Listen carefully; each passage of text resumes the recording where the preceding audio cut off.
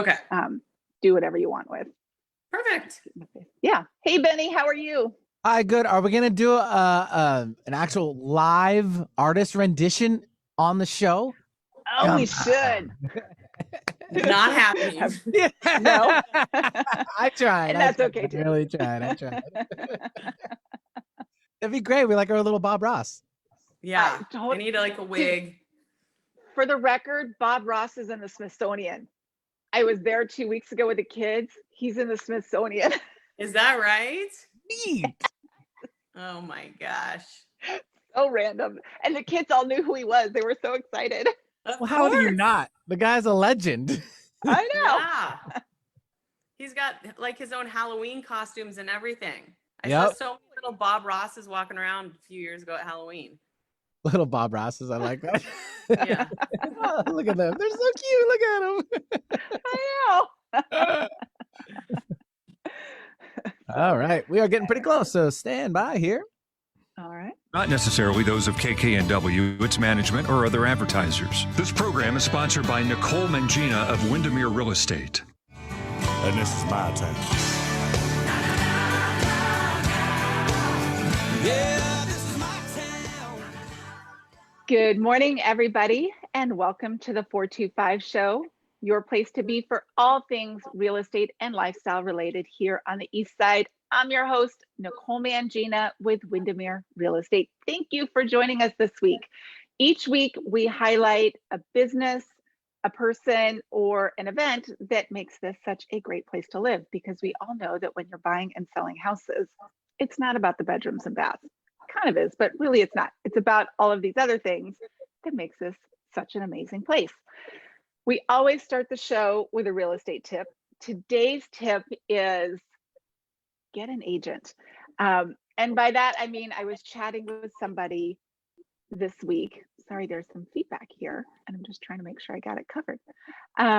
But I was chatting with somebody this week, and they were talking about how they're trying to find a place and they're calling everybody, meaning all these agents on different properties, and they're not getting calls back. They're not getting responses from these agents, and they're really struggling. And part of the conversation this week was, gosh, everything's moving so fast. The reason you're not having success is likely that these agents, like, these properties come on the market and then they go off. They actually kind of don't have time to call you back.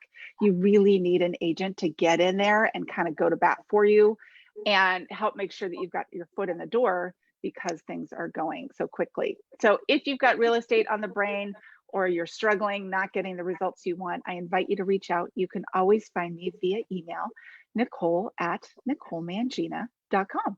There you go. And without further ado, I'm excited to introduce our guest today, Jen Chambers of Jen Chambers Art. How are you this morning? I am wonderful. Thank you. How are you? I'm great. Thanks for joining us. I'm excited to have you on the show today for so many reasons. I love art.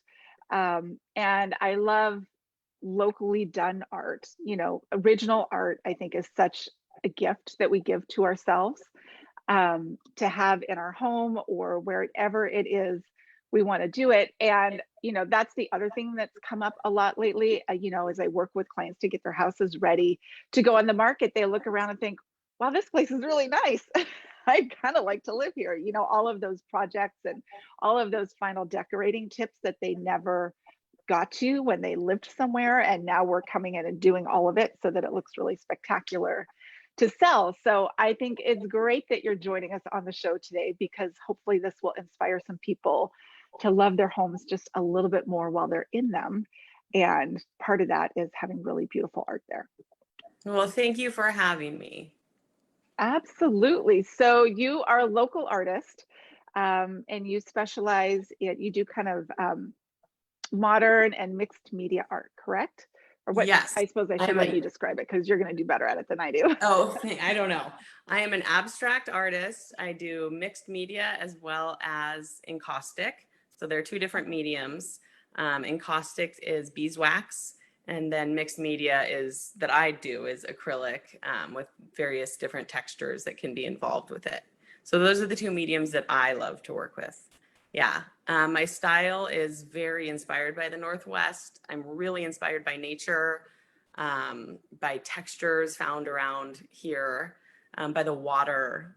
So my pieces are typically really peaceful and serene. My goal is to bring serenity and joy to my clients' homes. And I hope that that's what my paintings evoke for them. I love that. I think that's perfect. We all can use a little calm. Isn't that I think true? always. Especially this last year.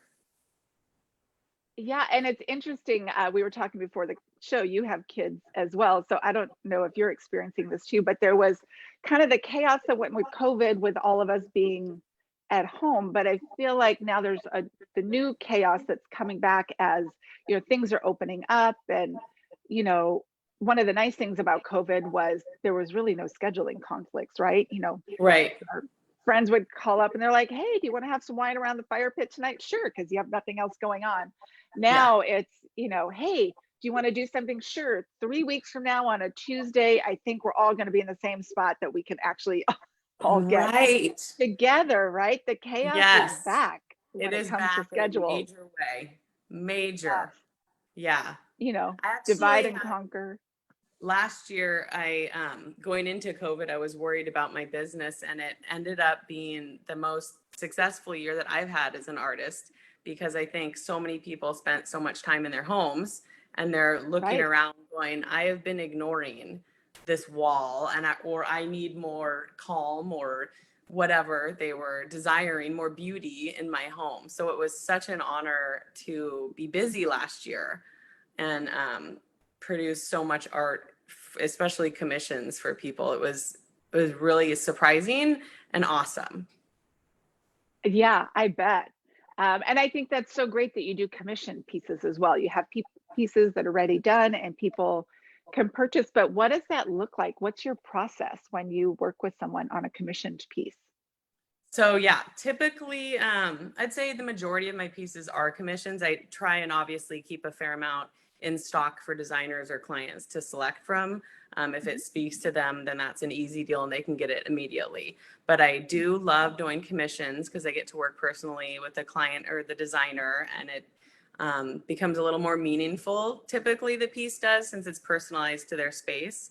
So that process typically looks like, well, during COVID, sometimes we did Zoom, but under normal circumstances, if it's a local client, I can meet them at their home with the designer or just with a client, look at the space, kind of feel the vibe, speak with a client about, you know, what style they're attracted to. We can look at colors, dimensions, and just get to know them a bit, because that's just so helpful, because I put so much into the painting. I'm not a person that just kind of slaps it on and sends it out. I put so much of my heart and my soul into it, and if I can vibe with a client and understand their feelings, I can put that into the painting.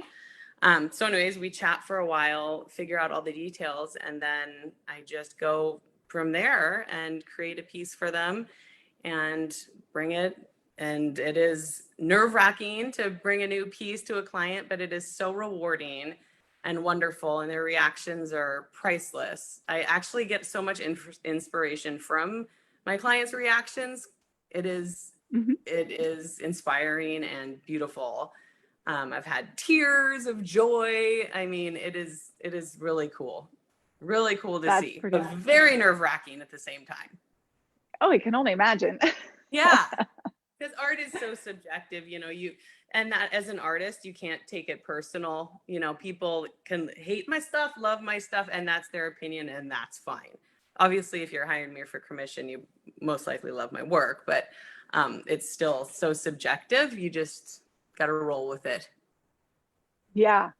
I can imagine. Well, and it's got to be so fascinating. I mean, real estate in one aspect is that's one of the things I really enjoy about it with my clients is, I mean, you're in their lives when Right. you're helping them buy and sell a house. And again, it's usually not about the bedrooms and baths. There's always all this other stuff that's going on relative Yeah. to a real estate transaction. And I think it's always interesting and fascinating and a huge honor that somebody is willing to let me, you know, that deeply into their life to be a part of that. So I can Exactly. only imagine from an art standpoint of, yeah, you're really in there and, you know, Yes. you're helping them form kind of that, that home that they're going to live in and have all these memories in.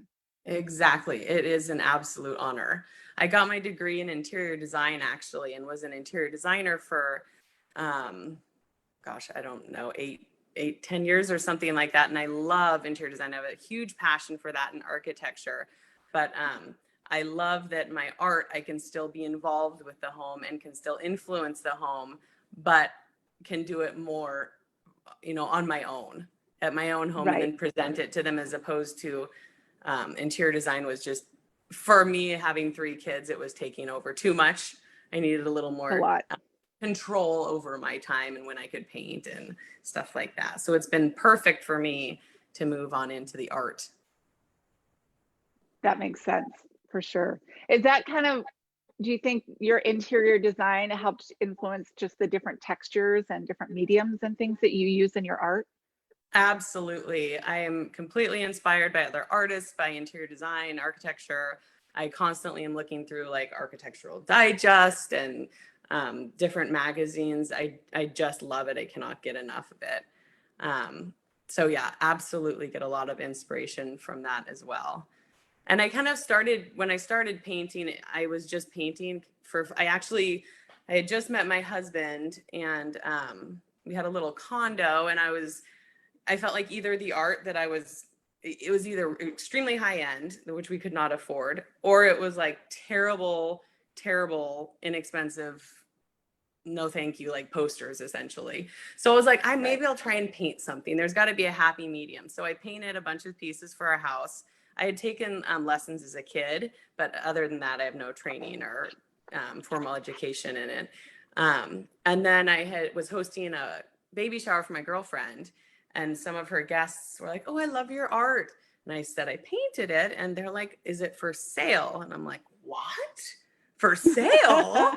Sure, absolutely. So I sold my first painting right there off the wall. And I'm like, Gosh. okay. Yeah, I was so excited because it came from nowhere. And then that's how it all started. I'm just like, okay. And then word of mouth, through my girlfriends and my group of friends. And I just started painting that way. And it all happened super organically. So, I mean, it was a surprise to me, but it's such a blessing. It's so awesome. That's great. I love that story. I think those are the best things, right? When one thing just leads to another and you're like, I don't know, I'm just doing this thing. And all of a sudden, look, here you are. And Exactly. now you're this Exactly. amazing artist.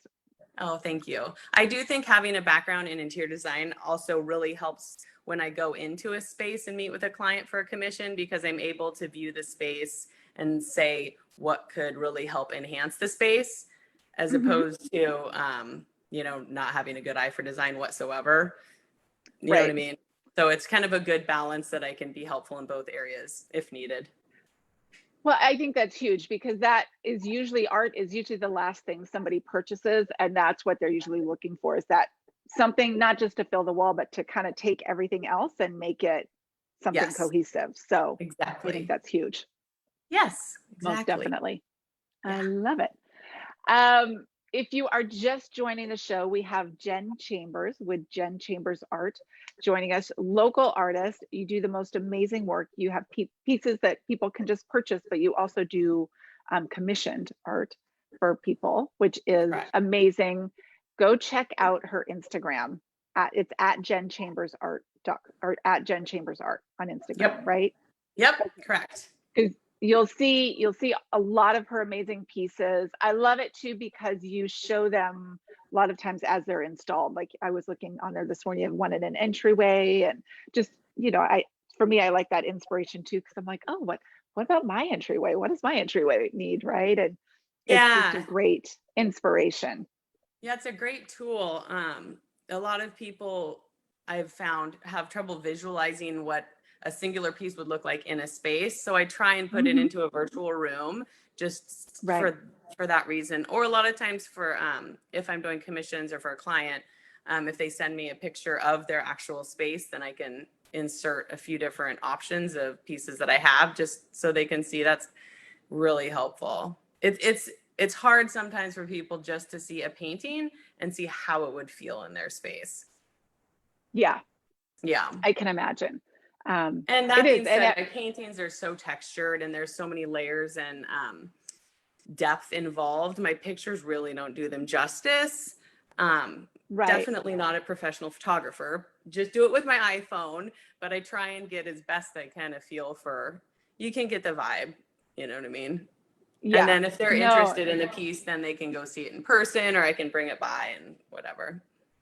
yeah, that makes sense. And that is one of my favorite types of art. I love things that have some texture and three dimension to them. To me, that Yes. makes it's just, I don't know. I love it. That's my favorite kind of art for sure. Thank you. You would like my Yeah. circle. The circle pieces are extremely textural. They're almost sculptural actually. The Oh, most super recent cool. one I did, I'd say it was probably like an inch and a half thick of ridges of a circle. It was really, Oh, really, cool. yeah, yeah. And then I painted that particular one all white because then you're just focusing on the depth of the piece and the texture as opposed to too Yeah, much else going on. Yeah. that's awesome. Thank you. I think that's so cool. Um, and so let's talk. You talked about it briefly at the beginning of the show, the different ways you use texture. And is it encaustic? Is that how you said it with the Yep. beeswax? Yep. So how do you do that? How does that work with your paintings? Because that just sounds cool. Oh, thank you. Yeah. Encaustic is damar resin, which is basically tree sap and Mhm. beeswax, and you Oh, melt them together like on a hot plate. You have different mhm. colors and they're heated up so they're liquefied. You Yeah. take a brush and you paint it on a panel, and the second it Mhm. kind of hits the panel, it's hard because it's no longer hot. Okay. Then you Got it. take a Okay. blowtorch or a heat gun and you can move it around like that. But it's interesting, and then it hardens immediately. So you have like a few seconds to kind of get what you want, and you have to Mhm. be very open to that it's going to do what it wants. You can have a vision for encaustic, but you cannot have a dead set painting exactly in mind because it very much does what it wants to do. So that's actually Really? been fun for me because with acrylics, you can control it a lot more. With encaustics, you can't. And it's been a great process for me to kind of let go a little bit and be forced to not have complete control, which I like to have. So that's been really fun and therapeutic for me. So That's there's, awesome. yeah, it's actually been around that art form for, I think it's like thousands and thousands and thousands of years. Apparently, it was one of the first art forms. They used to use Oh, wow. like wax and then pigments from berries and stuff to make the color. And it's a Oh, great fascinating. medium. It doesn't fade or yellow or anything like that. It keeps its authentic color forever. You just can't have it in extremely, extremely hot areas because it will melt. It melts. Yeah, but it's super fun to work with. Super fun. I love it. That's And it's awesome. different, there are definitely encaustic artists around, but it's a little more rare, which I think is cool. That's awesome. I think Yeah. that's really cool. Yeah. Very awesome. Cool. And if somebody wanted to go see your art, you do have a couple places where people can pop in and see the I finished do. product, correct? Yes. On the Awesome. east side, I have a large ongoing display at Sorella Salon in Issaquah. They have a huge, Okay. beautiful space. So they have been generous with their walls and I get to fill the entire space. So I've got about 15 or 20 pieces constantly on Oh, rotation great. there. Yeah. I try and refresh it every 3 months or so just to get everybody, new view. And then also on the east side at B Bar on Old Main Street, I've got Okay. 10 or so pieces there. And I think on the east side, that is it. In Seattle, oh, actually on Mercer Island at Six Walls Interior Design, they have a few of my Okay. pieces there. I'm just moving along east side to Mercer Island. And then in Seattle, we have Gray Sky Gallery. They represent my art. So they have my art on display there, as well as Willa in Queen Okay. Anne, which is the cutest little boutique ever. And then BG Home, which is a home store in Seattle, kind of by East Lake. Yeah, so there's Yeah. lots of different places. You can see my art. And also I have a bunch in stock, but usually I try and keep it out there so as many people as possible can see it. That's awesome. Yeah. Perfect. Well, and that bee bar is great. You know, it's perfect. You can stop in for a little glass of wine, check out some art. And they have live piano. It is the coolest little spot. It is, every Yeah. time I drive by, it's packed now, and the food is sensational. That's been a fun Oh, good. addition to Bellevue. Yeah. If you Yeah. haven't been there, go check it out. That's a fun spot. I haven't been there, but one of our favorite restaurants is right across the street from there. So, and then we're going there on Friday night, so maybe we'll buzz Oh over yeah, to go bee check bar. it out. I have Yeah. one piece in the bar area, which is very apparent. You can see that. But then the other pieces are kind of, it's a mixed use space. So there's the restaurant bar in front. You go in the back, and then Sotheby's has some offices there. So Right. anybody that goes there, I always say, I have 10 pieces. You try and find them all. It's kind of a I love it. little hunt. So there are 10 pieces. See if you can find them and let me know. Perfect. Yeah. So that, and then Sorella, maybe go get your hair done, check out some art. Absolutely. Um, Yeah. Lots of Yes. great stuff. So I love it. Again, if you're just joining us, we have Jen Chambers with Jen Chambers Art on the show today. Local artist, just amazing, amazing work. I love, like I said, that you do kind of textural and 3D elements to your paintings. I don't know if they're still considered paintings at that They point, are. but Yep. okay. Yes. But and that you will do commission pieces because, and we fall into that category as well. We've been remodeling our house over COVID, right? As we sit around and look at things and think, oh, our carpet's a little bit grosser than we thought it was. And, you know, Right. we redid the kitchen and fireplace and all kinds of stuff. And then you do art as that last piece to bring it all together. Yes. Yes. And it really can take everything and make, it's kind of that finishing touch of, okay, Yeah. now it feels complete. Yes. Hopefully it is that it brings the whole interior and space and everything together and anchors it. It should be. Yeah. Yeah. Perfect. Do you have favorite types of things or styles, things that you like to do?